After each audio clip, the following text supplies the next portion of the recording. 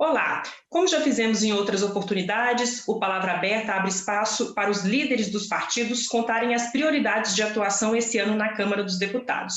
Hoje tenho aqui ao meu lado a deputada Joênia Wapichana, da Rede Sustentabilidade de Roraima, ela que é líder do partido. Oi, deputada, conta pra gente o que deve orientar a sua atuação de acordo com as diretrizes do partido.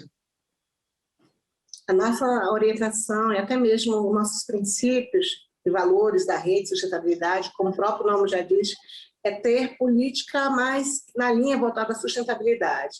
Particularmente, meu mandato vem com essa bandeira de defender o direito dos povos indígenas, propor proposta positiva no sentido de consolidar e de estabelecer mecanismos de defesa dos direitos dos povos indígenas, como suas terras, fazer com que a nossa Constituição ela seja de fato implementada, a demarcação, proteção e a utilização dos recursos naturais sustentáveis. Trago também essa questão da participação no direito de consulta prévia e informada que os povos indígenas já têm garantido em várias legislações, inclusive na própria Convenção 69 da OIT, e trago também essa bandeira de defesa do meio ambiente, da sustentabilidade, uma vez que se tem toda uma discussão agora relacionada à Amazônia, e é preciso focar nessa defesa, porque não há como desassociar a questão dos povos indígenas e o meio ambiente, são pautas que caminham juntas.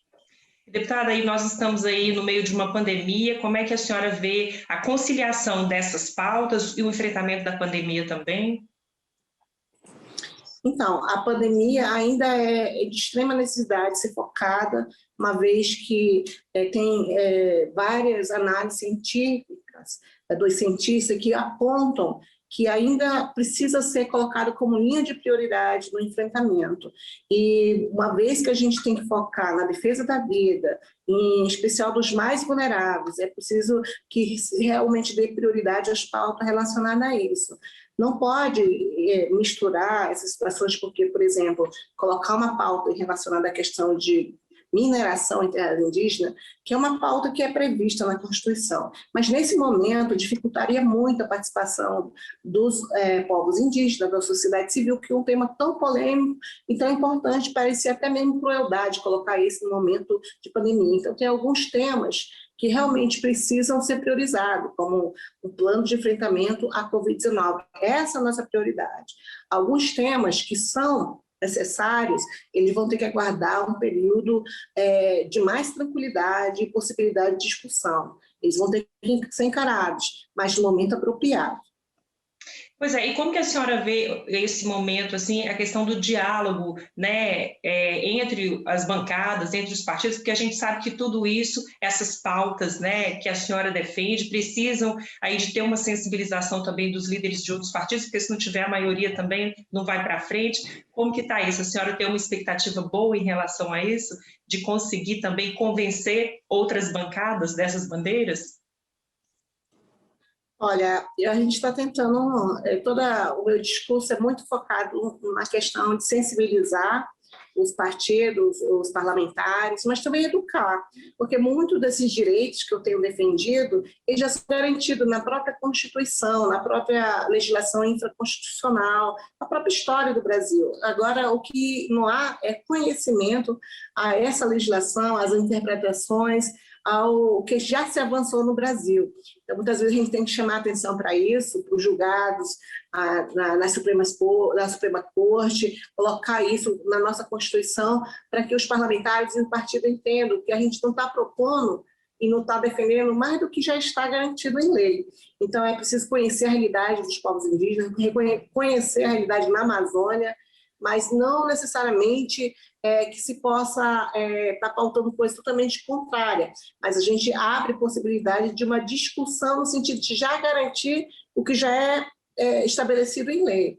Então, o que nós precisamos é que sejam consolidados, e muitas propostas-leis que eu venho colocando, inclusive, lógico que é um processo de incluir, né, principalmente agora, no momento de pandemia, onde que está sendo focada proposições relacionadas à pandemia, eu tenho tentado colocar o ponto de vista e a necessidade e demanda dos povos indígenas. E no ano passado a gente conseguiu colocar isso através de uma aprovação de uma lei, que é a 13.021, que os partidos compreenderam, sensibilizaram, viram que era necessário e, por quase unanimidade, tanto da Câmara como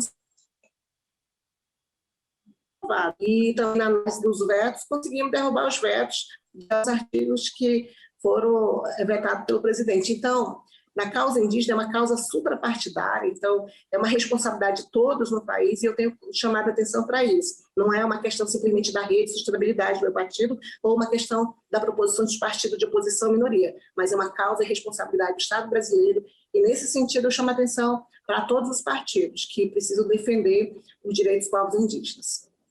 Deputada, para a gente encerrar rapidinho aqui, esse mês de abril é um mês que tem as comemorações do Dia do Índio, tem também um evento importante que é a Cúpula de Líderes sobre o Clima, com representantes aí, né, de vários países. Como que a senhora pretende participar das comemorações de estudo? O que tem de programação especial para esse abril? O mês de abril é um mês que é considerado um mês indígena, abril indígena, e a gente, há alguns anos, já vem se manifestando através do acampamento Terra Livre. É um evento que o movimento indígena brasileiro, de várias lideranças indígenas de diferentes partes do país, se reúnem, apresentam a situação dos povos indígenas, suas demandas e proposições para todas as autoridades, seja ele do executivo, do legislativo e do judiciário.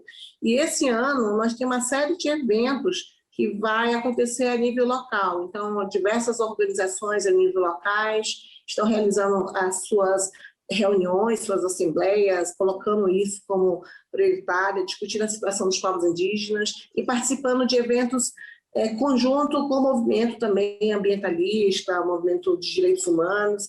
E agora, nesse momento que você bem referendou ali, fez referência à cúpula de líderes, e onde se está toda uma mobilização entre o governo Bolsonaro e o governo Biden para propor um acordo em relação à Amazônia, nos deixa preocupados no sentido de ter abertura para ouvir os povos da Amazônia, ouvir o Fórum de Governadores. Então, eu estive participando recentemente de um evento que faz parte do Abril Indígena, onde se discute que posição que a gente quer em relação a todo o planejamento, todo acordo que possa vir, não somente ao que está acontecendo neste momento relacionado à cúpula de líderes, mas todo o evento que vem lidar com a Amazônia, que seja ouvido os povos da Amazônia, entre eles os povos indígenas, as organizações da sociedade civil, os governadores da Amazônia, que já têm um trabalho acumulado. Então, feito o trabalho, então é essencial